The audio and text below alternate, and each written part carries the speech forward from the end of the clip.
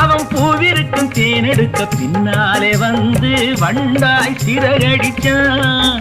அவன் தேனெடுக்க வட்டமிடும் மட்டான குடிக்க கண்ணாலே வலை விரிச்சான். அவன் தேனெடுக்க வட்டமிடும் மட்டான குடிக்க கண்ணாலே வலை விரிச்சான். அவன் சோடி குயில் பாடுவதை சொல்லாம சொல்லி மெதுவா அணைச்சுக்கிட்டான். அவன் சோடி குயில் பாடு